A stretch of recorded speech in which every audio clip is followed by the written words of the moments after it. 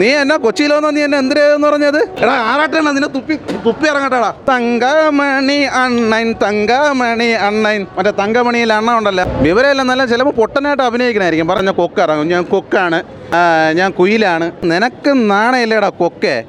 ഫാനാണ്. സന്തോഷം. വിനീത് ശ്രീനിവാസൻ്റെ വലിയൊരു താങ്ക്സ്. രക്ഷയിലായിരുന്നു. പുള്ളി വന്നോടന്നിട്ട് ശരിയായിരുന്നു. Thank you.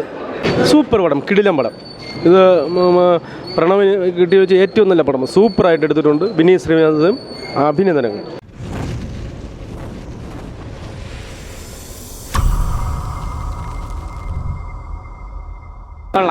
നല്ല പടം, നല്ല പടം. ഫസ്റ്റ് ഹാഫ് വെറും പൊളി. കിടിലം പടം, കിടിലം, വെറും കിടിലം. കിടിലം പടം കേട്ടോ. നല്ല പടം, നല്ല അടിപൊളി അടിപൊളി. നല്ല പടം, നല്ല പടം. നെയിൻ ബോളി അടിപൊളി. നല്ല സിനിമ, നല്ല സിനിമ. നെയിൻ ബോളി ഫാനാണ്. സന്തോഷം. വിനീത് ശ്രീനിവാസൻ്റെ വലിയൊരു താങ്ക്സ്. രക്ഷയിലായിരുന്നു. പുള്ളി വന്നോടന്നിട്ട് ശരിയായിരുന്നു. Thank you. സൂപ്പർ പടം, കിടിലം പടം. ഇത് പ്രണവിന് കിട്ടി വെച്ച് ഏറ്റവും നല്ല പടം. സൂപ്പറായിട്ട് എടുത്തിട്ടുണ്ട്. വിനീത് ശ്രീനിവാസൻ അഭിനന്ദനങ്ങൾ. സിനിമ എങ്ങനെ ഉണ്ടായിരുന്നു വെച്ച് കഴിഞ്ഞാൽ പടം വമ്പൻ ഹിറ്റ്. ആടുജീവിതം വീണ് പൃഥ്വിരാജിൻ്റെ പടം തൂക്കി അടിച്ചങ്ങ് കളഞ്ഞ്. വർഷങ്ങൾക്ക് ശേഷം, അതായത് നമ്മുടെ ലാലേട്ടൻ, പഴയ ലാലേട്ടനും ശ്രീനിവാസനുള്ള കോംബോ അത് തന്നെയാണ് ഇപ്പം ധ്യാൻ ശ്രീനിവാസനും അപ്പുവിൻ്റെ ഒരു വൻ തിരിച്ചു വരവാണ്. അതുപോലെ തന്നെ കുറേ എറണാകുളത്തുള്ള അവൻ്റെ പേരെന്തര്, മറ്റേ എന്തോന്ന്, തങ്കമണി അണ്ണൻ, മറ്റേ തങ്കമണിയിൽ അണ്ണ ഉണ്ടല്ലോ, മറ്റേ അവൻ്റെ പേര് അലൻസ് പെരേര. യവനെയൊക്കെ എന്തിനാണ് പറയേ? വേറെ ഒന്നുമല്ല, നേരത്തെ ഞാൻ പറഞ്ഞു കഴിഞ്ഞാൽ വരിയാണ് എന്ന് പറയുന്നത്. കാര്യം ചെന്നറിയാമോ, യവനൊന്നും പറഞ്ഞില്ല, വിവരമെല്ലാം നല്ല ചിലപ്പോൾ പൊട്ടനായിട്ട് അഭിനയിക്കണായിരിക്കും. പറഞ്ഞാൽ മനസ്സിലായില്ലേ? ഫണ്ടാസ്റ്റിക് പടം കേട്ടോ, പക്ഷെ ഒന്നും പറയാനില്ല. അതുപോലെ തന്നെ പടം അടിപൊളിയാട്ടോ. അപ്പു സൂപ്പറായിരുന്നു.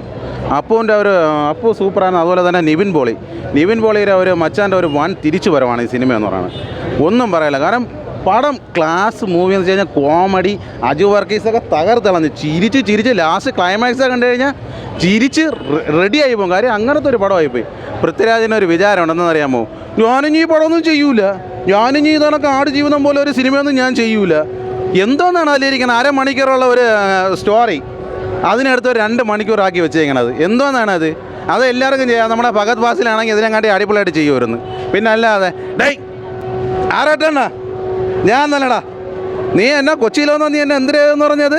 ഞാനെന്തൊരു ഗുണ്ടയെന്നാ? ഞാൻ അടുത്ത സിനിമ ഞാൻ അവിടെ തന്നെ കാണാൻ പറഞ്ഞാൽ മനസ്സിലായ? നിന്റെ കാണൂല. നീ ഞാൻ അപ്പിയിടണ്ട പറഞ്ഞേട്ടാ. നീ ഞാൻ അപ്പിയിടണ്ട. ഇത് പറയുന്ന വേറെ ആരുമല്ല, തിരുവനന്തപുരത്തുള്ള പയ്യനാണ് കേട്ടാ. പേര് ലാലേട്ടനെ പോലെ അല്ലെങ്കിലും പേര് വരിയെണ്ണനാണ്. അപ്പം പറഞ്ഞ മനസ്സിലായി, വരിയെണ്ണയാണ് പറയണത്. നിൻ്റെ അപ്പിയിടാൻ നിനക്ക് കാണൂല. അതുപോലെ തന്നെ അലൻസ് പെരേരെ നിൻ്റെ അടുത്ത് കൊണ്ടാണ് പറയണത്. ചെകുത്താൻ പേടിച്ച് എവിടെ ഒതുങ്ങി. ഇനിയിപ്പോൾ അടുത്ത ഈ സിനിമ കണ്ടു കൊക്ക് ഇറങ്ങും, ഞാൻ കൊക്കാണ്, ഞാൻ കുയിലാണ്, പിന്നെ ഞാൻ മയിലാണ് എന്ന് പറയണ്ട. നിനക്ക് നാണയില്ലേടാ കൊക്കെ? നിനക്ക് നാണയില്ലടാ. അതുപോലെ തന്നെ ആറാട്ടൻ്റെ ഒരു സ്വഭാവം ഉണ്ടെന്ന് അറിയാമോ? ഇപ്പം മമ്മൂട്ടി ഫാനെന്ന് പറഞ്ഞാണ് നടക്കണത്. എന്തിനാണ്? അവന് പ്യാര് കിട്ടാൻ വേണ്ടി. എന്നാൽ അവന് മെൻ്റലാണ്. അവൻ അവിടെ പഠിച്ചിട്ടുണ്ട്, ഇവിടെ പഠിച്ചിട്ടുണ്ട്. എന്തെന്നാണ്? നമ്മൾ 10ാം ക്ലാസ്സും ഗുസ്തിയാണ്. നമുക്കത് മതി. നമുക്ക് വിവരമുണ്ട്, ഗ്ലാമർ ഇല്ലെങ്കിലും വിദ്യാഭ്യാസമുണ്ട്, മനസ്സിലായില്ലേ? അറിവുണ്ട്, അത് മതി, മനസ്സിലായില്ലേ? അളയ പടം എല്ലാവരും പോയി കാണണം. പടം തൂക്കി അടിച്ചിട്ടുണ്ട്. ഒന്നും പറയാനില്ല, ഒരു രക്ഷയില്ല. വർഷങ്ങൾക്ക് ശേഷം എന്നുള്ളൊരു സിനിമ എന്ന് പറയുന്നത് വർഷങ്ങൾക്ക് ശേഷമാണ്. ഒന്നും പറയില്ല, ഒരു രക്ഷയില്ല. അമേസി അല്ലല്ലേ? ആറാട്ടെണ്ണ നീ ലാലേട്ടനെ കാണിക്കുന്നത് എങ്ങനെയാടാ? ഇങ്ങനെയല്ല കാണിക്കുന്നത്.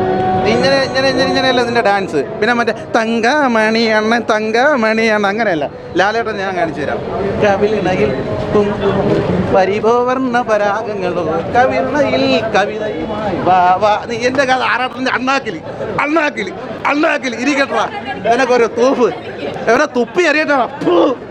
എടാ ആറാട്ടെണ്ണ നിന്നെ തുപ്പി ഇറങ്ങട്ടാടാ. ഇറങ്ങിയിരിക്കണ ഒരു അലയൻസ് പെരേര യവനെ ഞാൻ തുപ്പി.